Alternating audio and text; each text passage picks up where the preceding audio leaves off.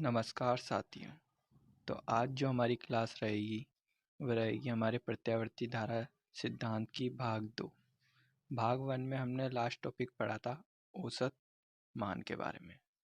इसमें हम सबसे पहले पढ़ेंगे शिखर गुणांक के बारे में।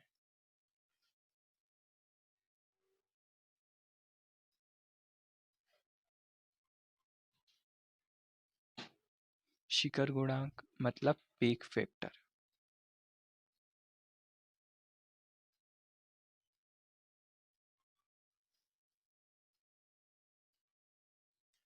अब पीक फैक्टर की बात करें तो पीक फैक्टर किसे कहते हैं?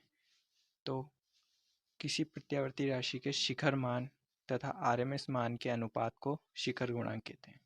अर्थात कोई भी प्रत्यावर्ती राशि उसका शिखर मान तथा आरएमएस मान के अनुपात शिखर गुणांक कहलाता है। ये परीक्षा में बहुत बार प्रश्न आ भी चुका है कि शिखर गुणांक किसका अनुपात होता है। तो अधिकतम मान तथा आरएमएस मान का अनुपात शिखर गुणांक कहलाता है।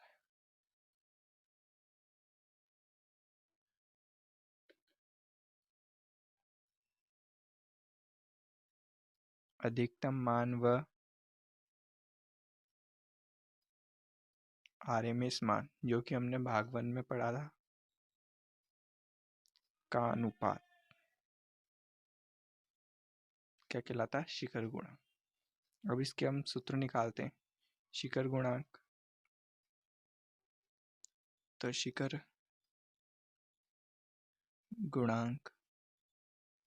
गुणांक बराबर अधिकतम मान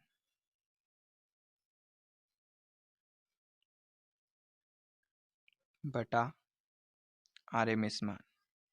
आरएमएस मान को हम प्रभावी मान भी बोलते हैं। तो हम मान लेते हैं अधिकतम मान अर्थात आई मैक्सिमम, इससे ही प्रदर्शित करेंगे। और हमने भाग 1 में आरएमएस मान के बारे में देखा था।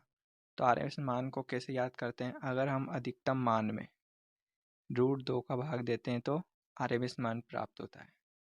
तो आरएमएस मान का हमने यही सूत्र पढ़ा था, आई आरएमएस बराबर आई मैक्सिमम बटा √2। तो हमने वो की वही लिखा है यहाँ पे। तो इसको हम और सोल्व करते हैं तो ये आई मैक्सिमम ऊपर वाला आई ऐसा ही इंटू इसको इंटू में बदलने के लिए इसको उल्टा करना पड़ेगा। तो √2 बटा आई एम, √2 बटा आई एम। आई एम से आई एम कट जाएगा तो हमारे पास शिखर गुणांक जो आएगा, शिखर गुणांक वो आ जाएगा हमारे पास √2। √2 का जो वर्गमूल होता है, वर्गमूल वो होता है 1.414। तो शिखर गुणांक का जो मान होता है वो होता है 1.414। यही ज़्यादा इम्पोर्टेंट है कि शिखर गुणांक का जो मान होता है वो कितना होता है। तो वो होता है 1.414 या √2। अब हम बात करते हैं कुछ इम्पोर्टेंट टॉपिक की। तो शिखर गुणांक को ही हम क्रेस्ट फैक्टर भी कहते हैं। क्रेस्ट फैक्टर अर्थात शिखर गुणांक का अन्य नाम क्रेस्ट फैक्टर है। और क्रेस्ट फैक्टर का जितना मान अधिक होगा उतनी ही पीक अधिक होगी, अर्थात उतना ही अधिकतम मान होगा।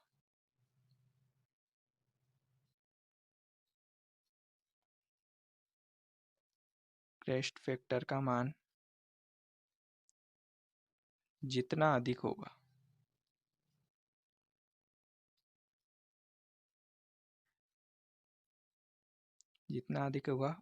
उतनी अधिक पीक होगी, उतनी अधिक पीक होगी।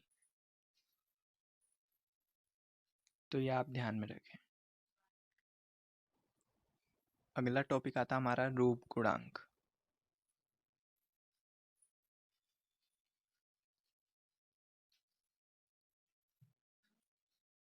रूप गुणांक को इंग्लिश में फॉर्म फैक्टर कहते हैं। Form factor. फॉर्म फैक्टर किसे कहते हैं? तो आरएमएस मान और औसत मान का अनुपात फॉर्म फैक्टर कहलाता है। आरएमएस मान व औसत मान का अनुपात। औसत मान का अनुपात फॉर्म फैक्टर कहलाता है। इसको हम सूत्र देखते हैं। तो रूप गुणांक बराबर आरएमएस मान बटा औसत मान। औसत मान तो हमने देखा था आरएमएस मान कैसे ज्ञात करते हैं। तो आई मैक्सिमम में हम √2 का भाग देंगे।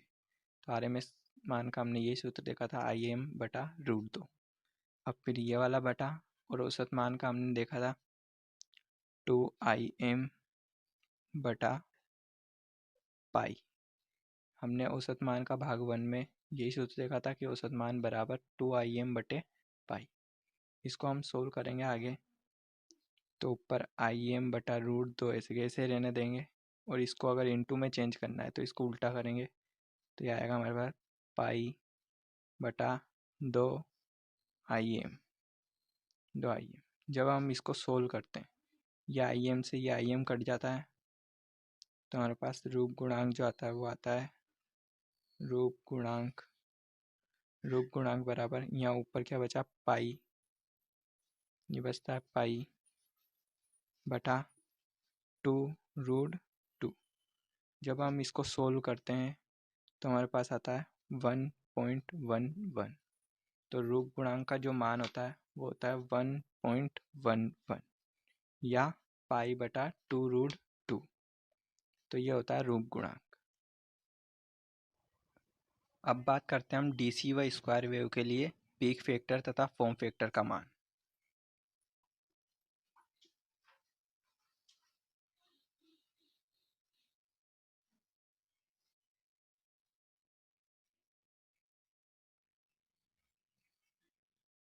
तो आप जानते हैं कि डीसी व स्क्वायर वेव में जो अधिकतम मान होता है तथा प्रभावी मान अर्थात IRMS और औसत मान तीनों बराबर होता है। अर्थात आई मैक्सिमम बराबर IRMS बराबर आई एवरेज। इन तीनों का मान डीसी व स्क्वायर वेव के लिए मान समान होता है। अब निकालते हैं हम पीक फैक्टर। तो पीक फैक्टर जो होता है वो अधिकतम मान बता आरएमएस मान का अनुपात होता है। पीक मान अर्थात आई मैक्सिमम बटे आई आरएमएस। तो यहाँ पे हम आई एम मैक्सिमम रहने देंगे और आई आरएमएस जो होता है वो आई मैक्सिमम के बराबर होता है। तो यहाँ पे हम आई मैक्सिमम लिख सकते हैं। तो ये कट जाएगा तो हमारा आ जाएगा 1। तो डीसी व स्क्वायर वेव के लिए जो पीक फैक्टर का मान होता है वह 1 होता है। अब निकालते हैं हम फॉर्म फैक्टर। फॉर्म फैक्टर है ना जो होता है वो आरएमएस मान तथा औसत मान का अनुपात होता है। अर्थात आई आरएमएस बटे आई एवरेज। तो आई आरएमएस की जगह में हम आई आरएमएस रहने देंगे तथा डीसी व स्क्वायर वेव के लिए आई एवरेज आई आरएमएस के ही बराबर होता है। तो यहाँ हम आई आरएमएस लिख सकते हैं। इससे ये कट जाएगा तो आंसर आ जाएगा हमारे पास 1। तो डीसी व स्क्वायर वेव के लिए पीक फैक्टर तथा फॉर्म फैक्टर का मान दोनों का मान 1 होता है। तो अब देखते हैं हम एक क्वेश्चन जिसमें हमें वी एवरेज अर्थात वोल्टेज का जो औसत मान दे रखा है वो 80 वोल्ट दे रखा है। तो हमें वी आर एम एस अर्थात वोल्टेज का प्रभावी मान ज्ञात करना है। तो इसको हम हल कैसे करेंगे। तो उत्तर, तो यहाँ हमें 2 राशियाँ दे रखी है और 2 राशियों से हमें एक राशि ज्ञात करनी है। तो हम जानते हैं कि वी एवरेज अर्थात औसत मान और आर एम एस मान इनसे संबंधित एक फैक्टर है जो है फॉर्म फैक्टर। तो फॉर्म फैक्टर आरएमएस मान तथा एवरेज मान का अनुपात होता है, जो कि ऊपर भी लिख रहा है। फॉर्म फैक्टर आरएमएस मान तथा एवरेज मान का अनुपात होता है और इसका मान जो होता है वह 1 होता है। वह डीसी व स्क्वायर वेव के लिए तो 1 होता है, जबकि एसी वेव के लिए 1.11 होता है। तो फॉर्म फैक्टर बराबर आई भी लिख सकते हैं, हम वी भी लिख सकते हैं। तो आप ये वी के पदों में दे रखा है तो हम वी लिख लेते हैं। तो वी आर एम एस बटे वी एवरेज, इसको हम आगे सोल्व करेंगे तो वी आर एम एस का मान हमें ज्ञात करना है, तो वी आर एम एस और वी एवरेज का हमें मान दे रखा 80 वोल्ट, 80 वोल्ट। और ये किसके बराबर? Form factor. और फॉर्म फैक्टर का मान कितना होता है? 1.11। 1 तो ये डीसी व स्क्वायर वेव के लिए होता है, जबकि एसी वेव के लिए पूछा है यहाँ पे। अगर यहाँ पे कोई दे नहीं रखा कि एसी वेव के लिए, डीसी वेव के लिए, तो आपको एसी वेव के लिए लेना है और इसका मान 1.11 ही रखना है।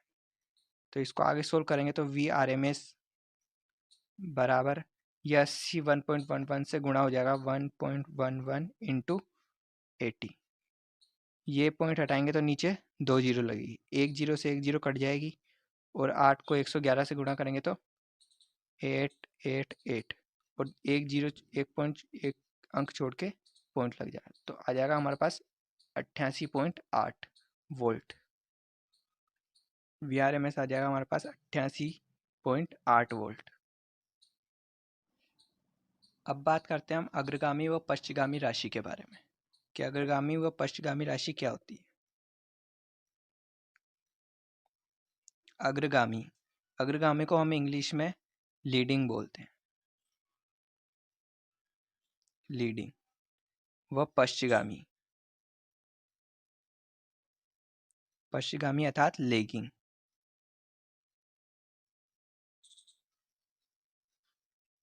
तो मैं इसे आपको एक तरंग के माध्यम से समझाता हूँ कि कौन सी अग्रगामी राशि होती है, कौन सी पश्चगामी। तो ये एक वेव है जो ऐसे चल रही है और एक वेव है जो ऐसे चल रही है और एक वेव ऐसे चल रही है। तो इसमें कौन सी अग्रगामी और कौन सी पश्चगामी? तो अग्रगामी राशि वो उसे कहते हैं जो पहले स्टार्ट होती है और पश्चगामी जो बाद में स्टार्ट होती है।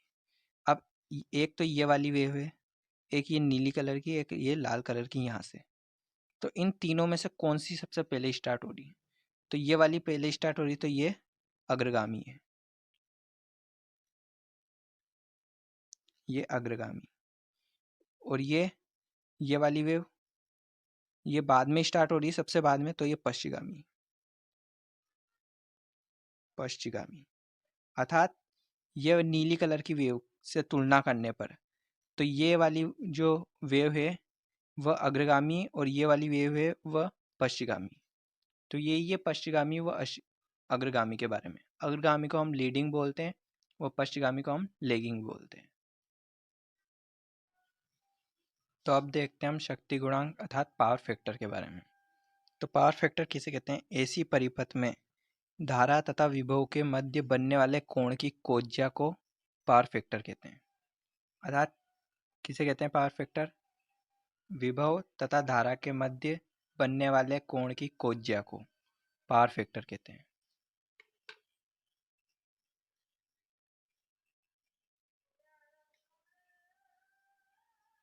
विभव व धारा के मध्य बने कोण की कोज्या क्या कहलाता है? शक्ति गुणांक। और इसे कोस फाई से प्रदर्शित करते हैं। कोज्या का अर्थात कोस ही होता है, तो कोस फाई से प्रदर्शित करते हैं इसे। और कोस फाई बराबर जो होता है वो प्रतिरोध बटा प्रतिबाधा होता है। प्रतिरोध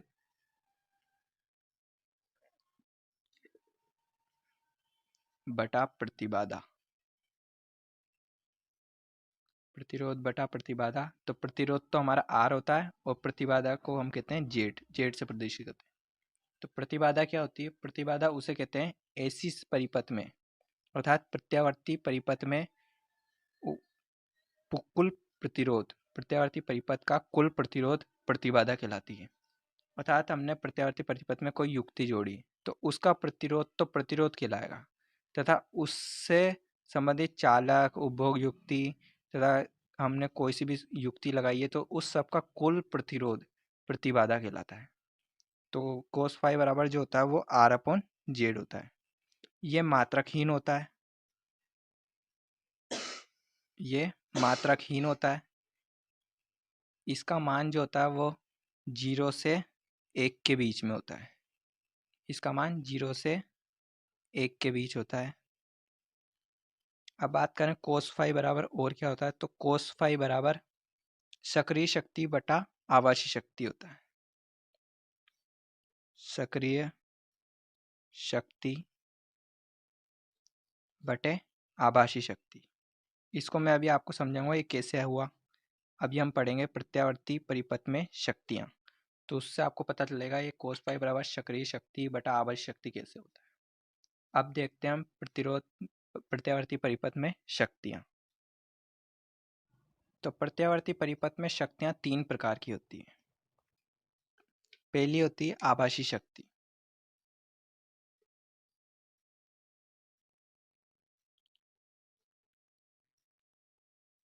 आभासी शक्ति को हम इंग्लिश में एपरेंट पावर कहते हैं।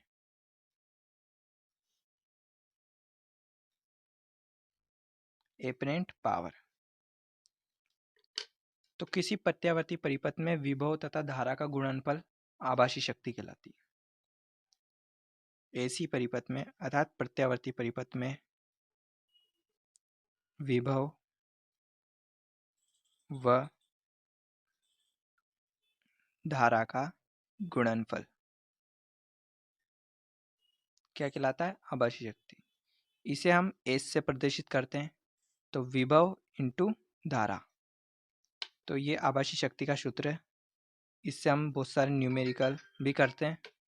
इसका मात्रक की बात करें तो इसका मात्रक जो होता है वो होता है KVA। KVA अर्थात kilo volt ampere. Kilo volt ampere. Kilo volt ampere. अगली देखते हैं हम सक्रिय शक्ति के बारे में। अर्थात सक्रिय शक्ति को हम वास्तविक शक्ति भी कहते हैं। वास्तविक या सक्रिय शक्ति। इसे इंग्लिश में ट्रू पावर या एक्टिव पावर कहते हैं। ट्रू या एक्टिव पावर। तो अब ये क्या होती है, तो प्रत्यावर्ती परिपथ में किसी युक्ति द्वारा उपभोग की गई शक्ति।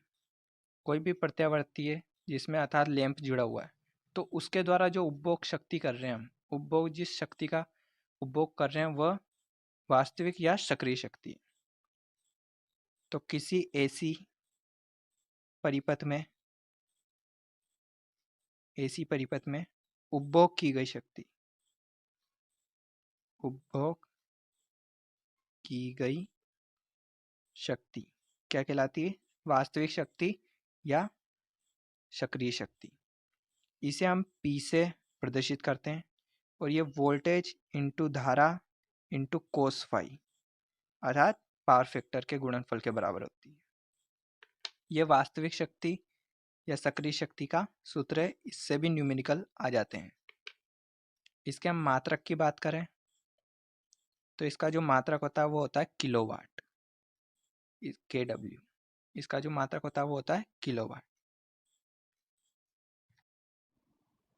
अगली शक्ति देखते हैं हम प्रतिक्रियाशील या प्रतिघाती शक्ति।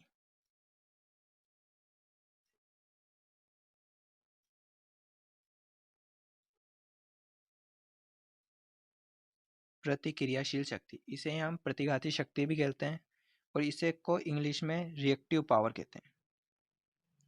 Reactive power. इसे हम Q से प्रदर्शित करते हैं। इसका जो सूत्र है Q बराबर VI साइन फाई। यहाँ साइन फाई आता है जबकि वास्तविक शक्ति में कोस फाई आता है। ये प्रतिघाती शक्ति का सूत्र है। इससे भी क्वेश्चन आते हैं, सोल्व करते हैं हम इसे। अब इसका मात्रक की बात करें तो इसका जो मात्रक होता है वो होता है KVAR अर्थात kilo volt ampere reactive. Kilo volt ampere reactive. ये प्रतिघाती शक्ति का मात्रक है। अब इसके पॉइंट की बात करें तो ये संधारित्र तथा प्रेरक भार का उपभोग है। ये मुख्यतः संधारित्र व प्रेरक भार का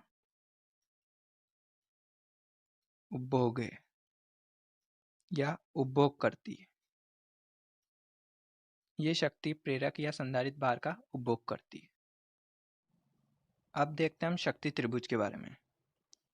इसके द्वारा आप प्रत्यावर्ती परिपथ की शक्तियां याद करने में आसानी भी होगी। शक्ति त्रिभुज, इसमें हम एक त्रिभुज बनाते हैं।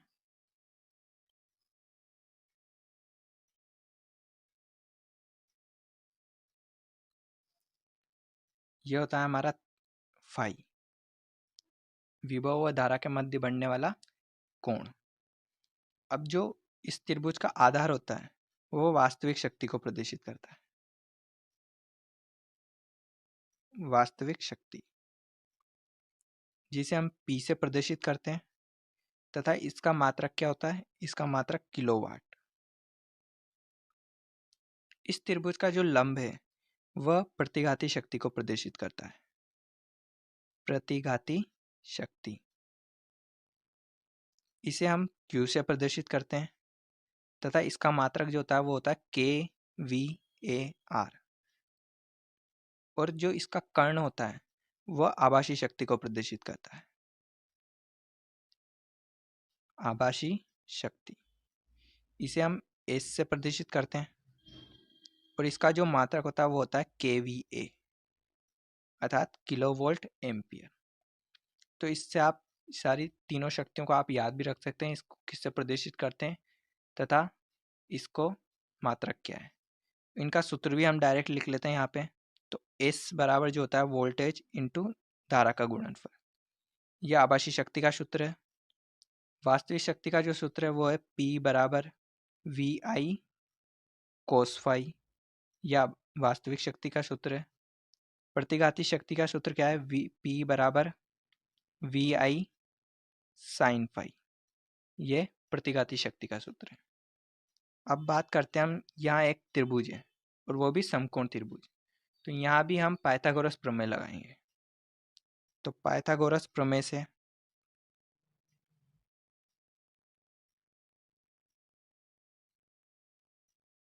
आप जानते हैं कि कर्ण का स्क्वायर बराबर आधार का स्क्वायर प्लस लंब का स्क्वायर।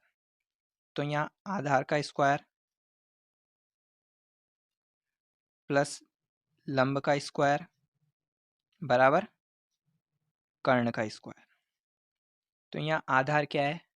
आधार है P अर्थात वास्तविक शक्ति P का स्क्वायर, प्लस लंब क्या है? Q का स्क्वायर, तथा कर्ण क्या है? S अर्थात आभासी शक्ति का स्क्वायर। तो डायरेक्ट हमको क्वेश्चन पूछ लेता है और ऑप्शन में ये ऐसे समीकरण दे रखी होती है, तो कौन सी सही है? तो आभासी शक्ति का स्क्वायर वास्तविक शक्ति तथा प्रतिघाती शक्ति के वर्गों के योग के बराबर होता है। तो ये आपको है ना इबारत के तौर पे भी दे सकता है या इक्वेशन के तौर पे भी दे सकता है, और आपको ढूंढना है कि इसमें से सही कौन सा है। अब बात करते हैं हम इसके कोस फाई के बारे में। कोस फाई, अब मैंने बताया था सक्रिय शक्ति बटा आभासी शक्ति को कोस फाई कहते हैं। तो कैसे कहते हैं? कोस फाई आप जानते हैं, आपने पहले पढ़ा है लाल बटे कक्का।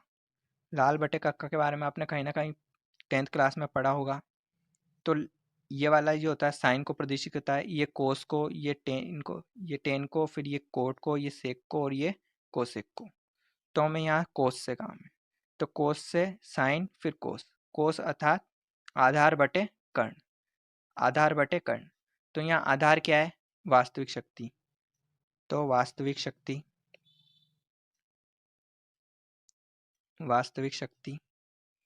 बटा कर्ण, कर्ण क्या है? आभासी शक्ति।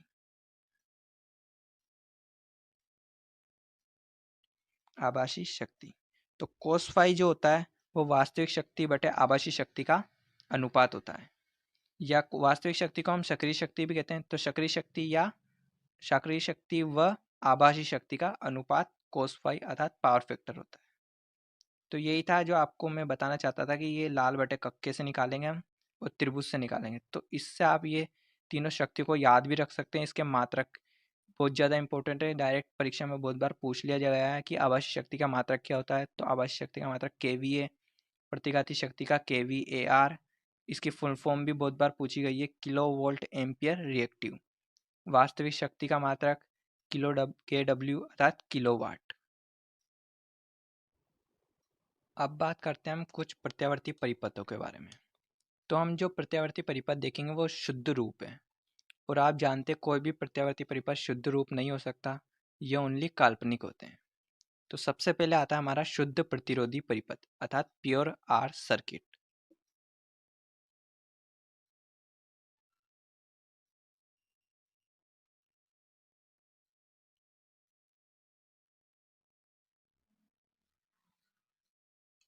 तो शुद्ध प्रतिरोधी परिपथ में हम एक प्रतिरोधक को एसी स्रोत से संयोजित करते हैं। यहाँ हम इसके सिरों पे एसी स्रोत देते हैं। ये हमारा आर है अर्थात रजिस्टेंट। इसमें बहने वाली धारा है वो आई आर कहलाती है, तथा इस पर जो वोल्टेज ड्रॉप होगा वो वी आर कहलाता है। ये है हमारा परिपथ आरेख।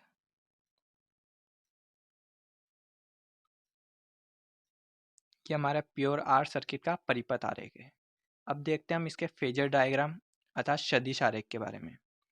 तो सदिश आरेख से पहले हम ये जानेंगे कि शुद्ध प्रतिरोधी परिपथ में वोल्टेज तथा धारा दोनों इन फेज होते हैं अर्थात समान कला में होते हैं। इनके मध्य फेज अंतर नहीं होता।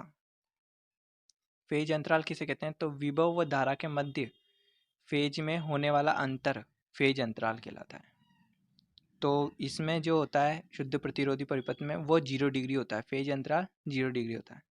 अर्थात इसमें विभव, ये विभव है, तथा धारा इसमें बहने वाली कौन सी? I R. तो आई आर दोनों इन फेज होते हैं, अर्थात इसमें 0 डिग्री तभी बनेगा जब एक रेखा पर होंगे। तो ये 0 डिग्री होता है, इस वजह से इसमें फेज अंतराल 0 डिग्री होता है। तो ये है हमारा सदिश आरेख। सदिश आरेख या फेजर डायग्राम। शुद्ध प्रतिरोधी परिपथ का ये फेजर डायग्राम है, जो डायरेक्ट ऐसे पूछ लिया जाता है कि ये किस का फेजर डायग्राम है, किस परिपथ का फेजर डायग्राम है। तो ये शुद्ध परिपथ का फेजर डायग्राम है। अब बात करते हैं हम इसमें इसमें कुछ पॉइंटों की कि इसमें धारा व विभव समान फेज में होते हैं, समान फेज में, जिसे आप इस चित्र में देख सकते हैं, समान फेज में होते हैं। इसमें हम फेज अंतराल की बात करते हैं। इसमें जो फेज अंतराल होता है वह 0 डिग्री होता है। इसमें हम बात करते हैं फेज अंतराल अर्थात फाई। इसे हम फाई, जो कोस फाई में फाई आता है वही फेज अंतराल है। विभव व धारा के मध्य बढ़ने वाला कोण, तो ये भी विभव व धारा के मध्य बढ़ने वाला कोण ही है। जो यहाँ पे ये 0 डिग्री हो जाता है, तो यहाँ फेज अंतराल 0 डिग्री हो गया। तो हम यहाँ पे पावर फैक्टर निकालेंगे। अब पावर फैक्टर,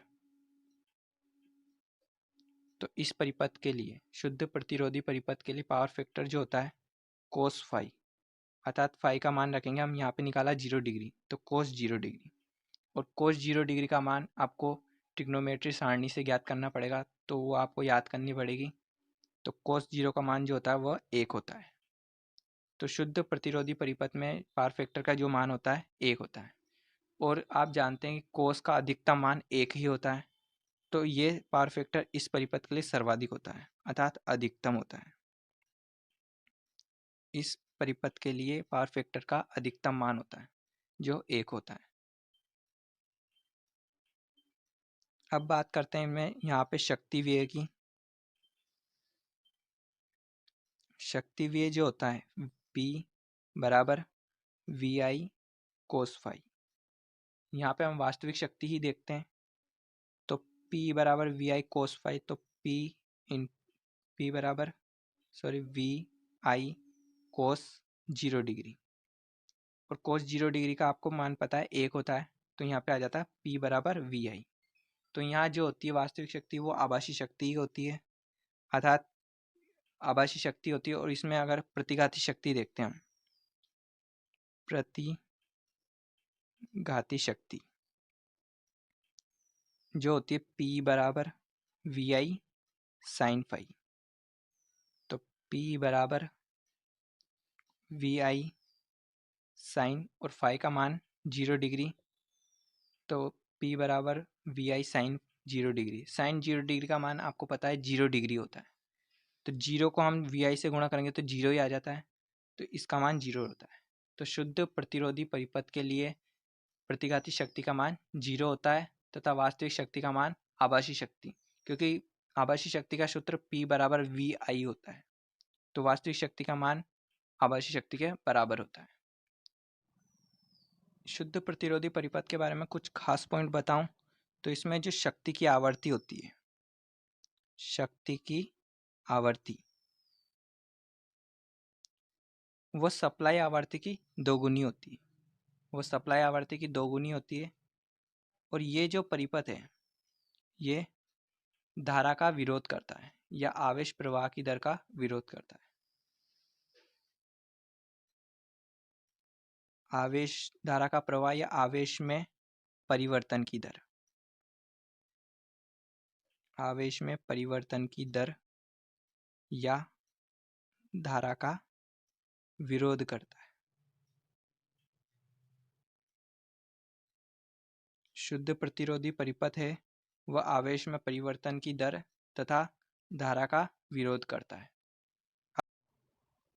अगला देखते हैं हम शुद्ध प्रेरक परिपथ के बारे में।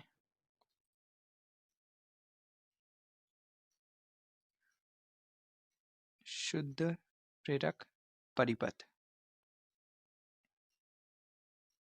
तो इसमें हम एक प्रेरक अर्थात कुंडली लेते हैं, उसे हम एसी स्रोत के साथ संयोजित कर देते हैं। यह हमारा एल अर्थात इंडक्टर है, इसमें बहने वाली धारा आई एल है तथा इस पर जो वोल्टेज ड्रॉप होगा वो वी एल है। यह हमारा परिपथ आरेख है, परिपथ आरेख। अब इसको बात करते हैं हम फेजर आरेख के बारे में। तो इसमें जो विभव तथा धारा के मध्य फेज अंतराल होता है वो 90 डिग्री का होता है। 90 डिग्री का होता है विभव व फेज अंतराल, इसमें 90 डिग्री का होता है विभव व धारा के बीच। तथा इसमें कौन लीड करता है अर्थात आगे कौन रहता है, विभव रहता है या धारा रहती है। तो शुद्ध प्रेरक परिपथ में विभव आगे रहता है और धारा लेग रहती है अर्थात पीछे रहती है। धारा तो पीछे रह जाती है जबकि विभव आगे हो जाता है। तो वी एल ये रह जाता है हमारा और आई एल पीछे रह जाती है, और इनके मध्य 90 डिग्री का फेज अंतराल होता है, इसलिए हम चित्र ऐसा ही बनाते हैं। आपको इस चित्र की जगह ऐसा चित्र भी मिल सकता है, और इसमें आपसे कह सकता है ये दे देगा कि आई एल यहाँ पे, आई एल हम पीछे करेंगे और विभव विभव यहाँ पे रखेंगे वी एल, और आई एल पीछे करेंगे। तो आई एल पीछे हो गई क्योंकि शुद्ध प्रेरक परिपथ में धारा जो होती है वो लेग करती है, धारा लेग करती है, विभव से लेग करती है। और कितना लेग करती है, 90 डिग्री लेग करती है। तो आपको ये फेजर डायग्राम कैसे भी दे सकता है, इधर घुमा के भी दे सकता है, उधर घुमा के। तो आपको देखना है कि धारा लेग कर रही है तो वह शुद्ध प्रेरक परिपथ है। तो ये हमारा फेजर आरेख, फेजर आरेख। अब बात करते हैं इसमें कुछ पॉइंटों की। तो सबसे पहला पॉइंट है इसमें धारा विभव से 90 डिग्री लेग अर्थात पीछे रहती है, पीछे रहती है। ये हम शुद्ध प्रेरक परिपथ की बात कर रहे हैं। इसमें जो फेज अंतराल होता है, फेज अंतराल वो 90 डिग्री का होता है। अब बात करें इसमें हम पावर फैक्टर की। पावर फैक्टर,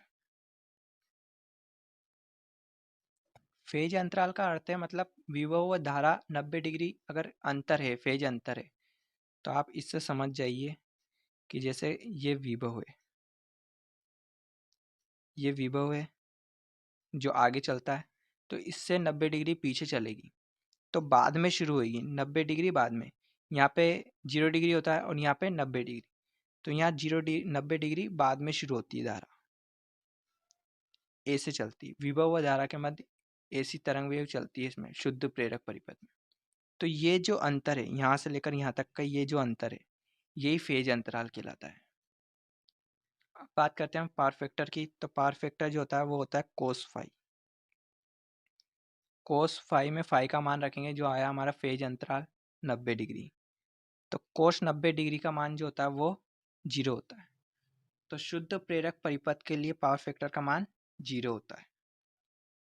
अब बात करते हैं हम शक्ति व्यय की। शक्ति व्यय को हम वास्तविक शक्ति से ही डिनोट करते हैं, तो P बराबर वी आई कोस फाई। और कोस फाई का मान आपने देखा, कोस 90 का मान कोस फाई की जगह हम 90 रखेंगे तो वही 0 आ जाएगा, और 0 को हम वी आई से गुणा करेंगे तो 0 आ जाएगा। तो P वास्तविक शक्ति, शक्ति व्यय इसमें 0 होता है। तो शुद्ध प्रेरक परिपथ में शक्ति व्यय 0 होता है। इसमें भी जो शक्ति की आवृत्ति होती है, शक्ति की आवृत्ति वो सप्लाई आवृत्ति की दोगुनी होती है। इसमें भी शक्ति आवृत्ति सप्लाई आवृत्ति की दोगुनी होती है। अब आपको कुछ पॉइंट है जो आपको नोट लगा के मैं आपको बताता हूँ, तो आप नोट लगा के लिखना कि पावर फैक्टर जो है, पावर फैक्टर वह धारा पर निर्भर करता है, धारा पर निर्भर करता है, धारा पर निर्भर करता है। अर्थात इसका मतलब है अगर धारा लीड कर रही है, आगे है, तो पावर फैक्टर भी लीड करेगा। अगर धारा लेग कर रही है, पीछे है, तो पावर फैक्टर भी लेग करेगा। और शुद्ध प्रेरक परिपथ में धारा लेग करती है, शुद्ध प्रेरक परिपथ में धारा लेग करती है विभव से, तो इसमें जो पावर फैक्टर होता है वो भी लेग करता है। तो यही बात है, आप जो ध्यान में रखना। अब बात करता हूँ मैं कि अगर हम शुद्ध प्रेरक परिपथ में वोल्टेज ड्रॉप निकालना चाहते हैं, इंडक्टर लगा रहे हैं हम, उस पर जो वोल्टेज ड्रॉप हो रहा है उसको हम ज्ञात करना चाहते हैं, तो उसे हम कैसे ज्ञात करेंगे?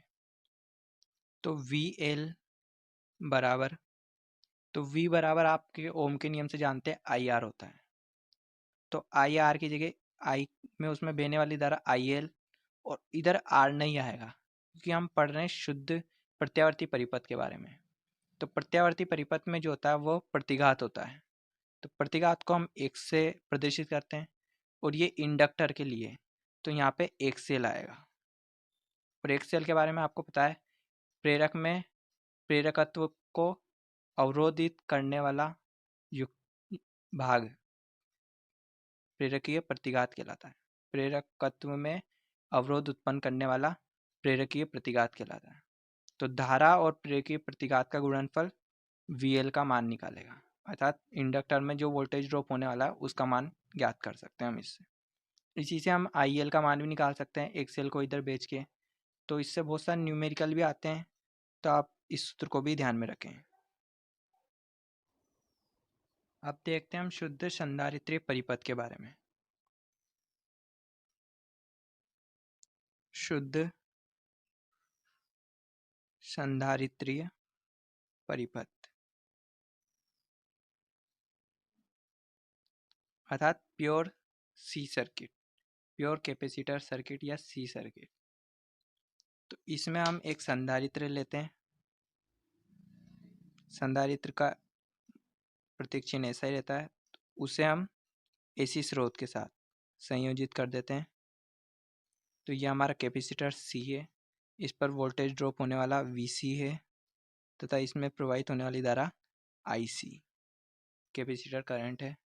तो यह हमारा परिपथ आरेख है। अब बात करेंगे हम फेजर आरेख की। तो शुद्ध संधारित्र परिपथ में विभव व धारा के मध्य फेज अंतराल 90 डिग्री का ही होता है, परंतु इसमें जो धारा होती है वो लीड करती है, अर्थात विभव से आगे रहती है।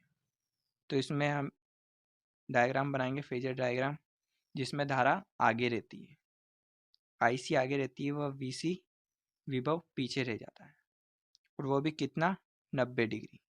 तो आपको ये ऐसा भी मिल सकता है, या आपको ऐसे भी दिया जा सकता है, जिसमें आई आगे रहती है तो यहाँ पे आई सी, और विभव पीछे रहता है तो वी सी, और कितना, 90 डिग्री, मतलब फेज अंतराल 90 डिग्री का होता है। तो ये हमारा फेजर आरेख। तो इसमें हम बात करते हैं कुछ पॉइंटों की। तो इसमें जो धारा होती है, धारा विभव से 90 डिग्री लीड, अर्थात आगे, लीड अर्थात आगे रहती है, और कितना रहती है, 90 डिग्री। इसमें फेज अंतराल कितना होता है,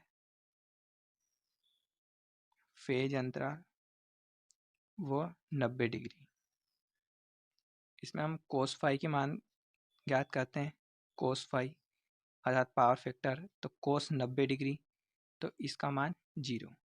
तो शुद्ध संधारित्र परिपथ में भी पावर फैक्टर का मान 0 होता है, और शुद्ध प्रेरक परिपथ में भी पावर फैक्टर का मान 0 होता है। अब बात करते हैं इसमें शक्ति व्यय की। शक्ति व्यय तो वास्तविक शक्ति से ही दर्शाएंगे हम इसे, P बराबर वी आई कोस फाई। तो यहाँ कोस 90 का मान, कोस फाई का मान अर्थात पावर फैक्टर 0 है, तो यह शक्ति भी 0 हो जाती है। तो यहाँ भी शक्ति व्यय 0 होता है। इसमें भी हम बात करें शक्ति की आवर्ती की, तो शक्ति की आवर्ती जो होती है वह सप्लाई आवर्ती की दोगुनी होती है, अर्थात 2f होती है।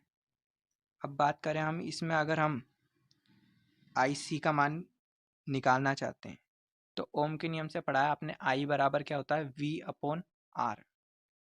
तो V यहाँ VC है, अर्थात कैपेसिटर का विभव, और R यहाँ पे हम प्रत्यावर्ती परिपथों के बारे में पढ़ रहे हैं, तो यहाँ पे प्रतिघात आएगा। तो कैपेसिटर में भी प्रतिरोध को किस से प्रदर्शित करते हैं, XC से। जैसे प्रेरक में हमने XL से करा था, तो यहाँ हम XC से प्रदर्शित करते हैं। यहाँ जो XC है वो क्या है, संधारित्रीय प्रतिघात, संधारित्रीय प्रतिघात। इसी सूत्र से आप VC का मान भी ज्ञात कर सकते हैं तथा IC का मान भी ज्ञात कर सकते हैं। इससे बहुत सारे न्यूमेरिकल आ जाते हैं, तो आप इसे ध्यान में रखें। अब हम एक दो क्वेश्चन करते हैं, जिससे आपके सारे डाउट और भी क्लियर हो जाएंगे। तो पहला क्वेश्चन हमारा, किस परिपथ के लिए शक्ति गुणांक 0 होता है। किस परिपथ के लिए शक्ति गुणांक का मान 0 होता है, तो हमने देखा शुद्ध प्रेरक व शुद्ध संधारित्री परिपथ के लिए, दोनों के लिए कोस फाई का मान 0 होता है, अर्थात शक्ति गुणांक पावर फैक्टर का मान 0 होता है।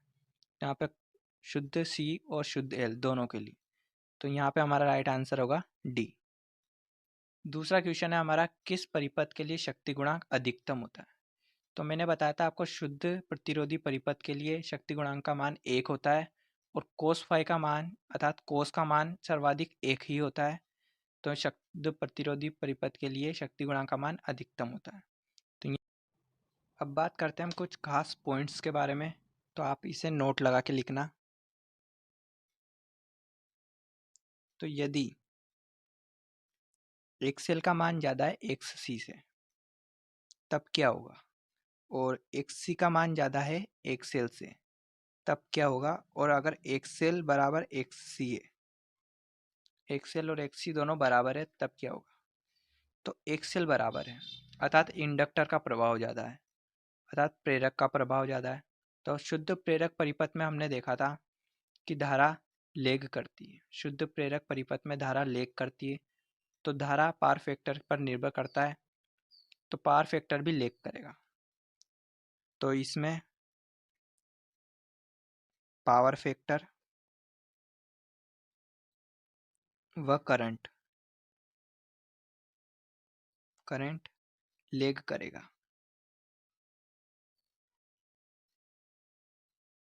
पावर फैक्टर व करंट दोनों लेग करेगा।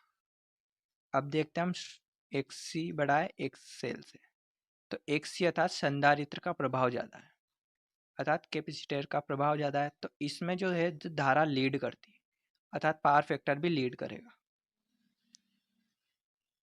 पावर फैक्टर या करंट लीड करेगा। अब देखते हैं अगर XL और XC दोनों बराबर हो जाएं, तो XL और XC दोनों बराबर हो जाएं तो इन दोनों का मान कट के प्रतिरोध अपना प्रभाव दिखाएगा, तो दोनों प्रतिरोधी परिपथ बन जाएगा। वो XL अगर XC दोनों बराबर है तो वह प्रतिरोधी परिपथ बन जाएगा, और प्रतिरोधी परिपथ में पावर फैक्टर का जो मान होता है वह 1 होता है। एक को हम इकाई भी बोल सकते हैं या यूनिटी, तो पावर फैक्टर का मान इकाई होता है।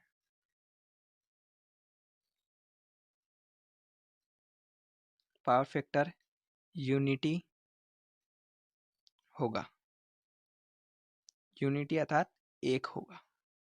तो XL और XC का मान बराबर हो जाता है तो पावर फैक्टर इकाई हो जाता है, जबकि XC का बड़ा होगा तो पावर फैक्टर लीड करेगा, व XL ज़्यादा होगा तो पावर फैक्टर लेग करेगा।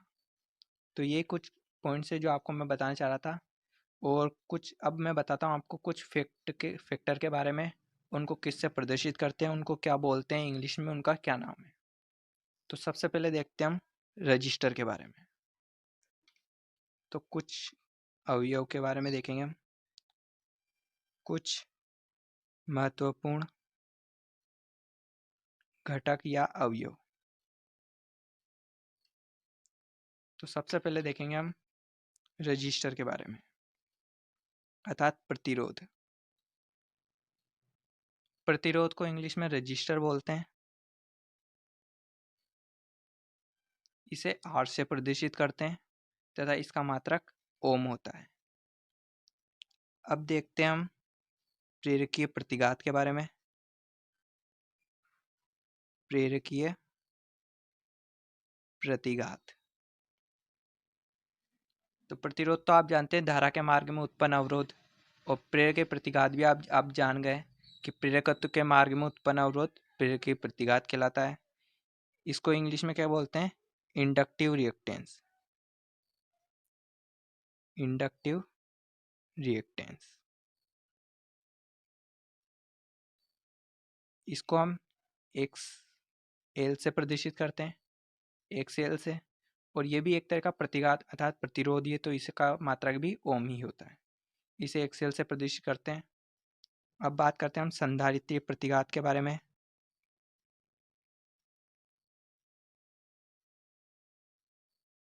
तो इसको इंग्लिश में कैपेसिटिव रिएक्टेंस कहते हैं। कैपेसिटिव रिएक्टेंस, तो ये भी एक प्रतिरोधी है, तो इसका मात्रक भी ओम होता है, और इसे XC से प्रदर्शित करते हैं। अब देखते हैं प्रतिबाधा के बारे में। प्रतिबाधा को इंग्लिश में इम्पीडेंस कहते हैं, इम्पीडेंस, और इसे जेड से प्रदर्शित करते हैं, और इसका मात्रक ओम ही होता है, क्योंकि ये भी प्रतिबाधा है और एक तरह का प्रतिरोधी है। अब देखते हैं हम प्रवेश्यता के बारे में। प्रवेश्यता अर्थात एडमिटेंस।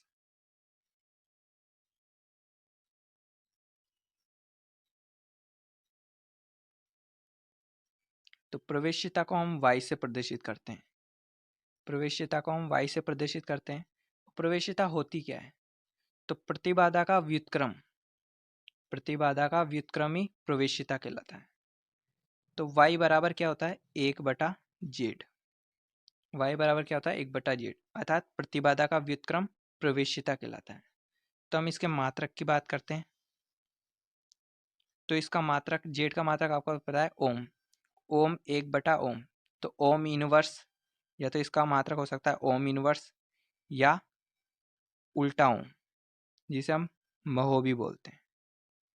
तो ये प्रवेश्यता का मात्रक है। अब बात करते हैं हम चालकता के बारे में। चालकता अर्थात कंडक्टेंस।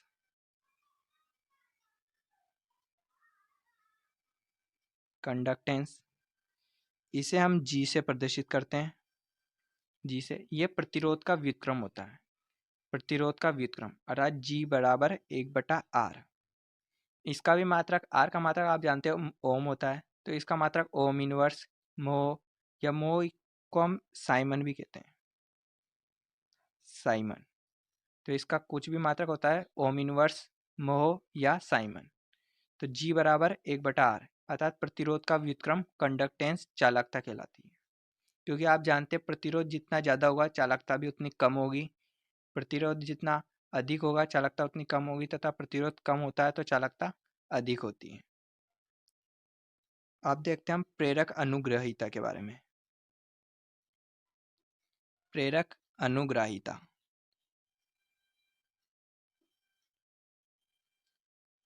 तो इसका इंग्लिश नाम जो है वह है इंडक्टिव ससेप्टेंस।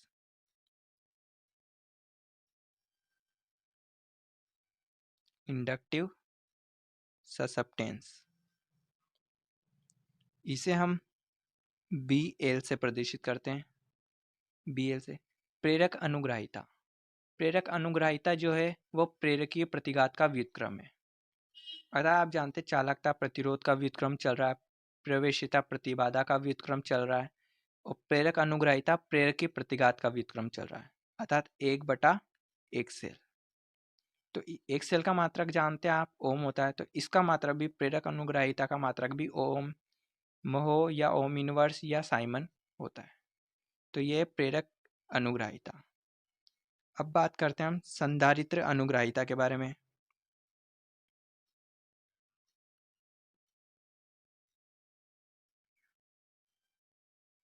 संधारित्र अनुग्राहिता तो इसे हम कैपेसिटिव ससेप्टेंस बोलते हैं। कैपेसिटिव ससेप्टेंस तो आप समझ गए होंगे। तो संधारित्र अनुग्राहिता क्या है? तो संधारित्र प्रतिघात का व्युत्क्रमी संधारित्री अनुग्राहिता है।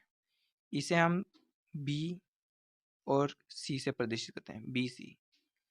तो ये संधारित्री प्रतिघात का व्युत्क्रम है, तो बी सी बराबर 1/1 सी, और इसका मात्रक भी वही ओम इनवर्स महो या साइमन हो सकता है। तो ये हमारे कुछ घटक, इनसे संबंधित क्वेश्चन भी आ जाते हैं। या तो आपको प्रवेशिता दे देगा, आपको कहेगा कि प्रतिबाधा ज्ञात कीजिए, तो आप उसमें व्युत्क्रम कर देंगे तो प्रतिबाधा ज्ञात हो जाएगी। आपको रेजिस्टेंस दे रखा होगा तो आपको कंडक्टेंस ज्ञात करने को कह देगा। तो ये कुछ सूत्र हैं ये वाले, जिन पे मैं आपको लाल निशान से डब्बे में बंद कर देता हूँ, जो आप याद जरूर रखें, क्योंकि इनसे न्यूमेरिकल बहुत बार आ भी चुके हैं और आते भी रहते हैं। तो ये 4 सूत्र हैं। y बराबर 1/z अर्थात प्रवेशिता प्रतिबाधा का व्युत्क्रम होती है। आप डायरेक्ट एक लाइन में याद रखें, प्रवेशिता प्रतिबाधा का व्युत्क्रम होती है। कंडक्टेंस रेजिस्टेंस का व्युत्क्रम होता है। प्रवेश अनुग्राहिता प्रेरकीय प्रतिघात का व्युत्क्रम होता है। प्रेरक अनुग्राहिता प्रेरक प्रतिघात का व्युत्क्रम होता है। संधारित्र अनुग्राहिता संधारित्र प्रतिघात का व्युत्क्रम होता है। तो आज की क्लास हमारी यहीं तक रहेगी। तो आपको वीडियो पसंद आई है तो लाइक करें, शेयर करें और चैनल को सब्सक्राइब करें, और कोई भी डाउट है तो कमेंट सेक्शन में कमेंट करें। Thanks for watching. धन्यवाद।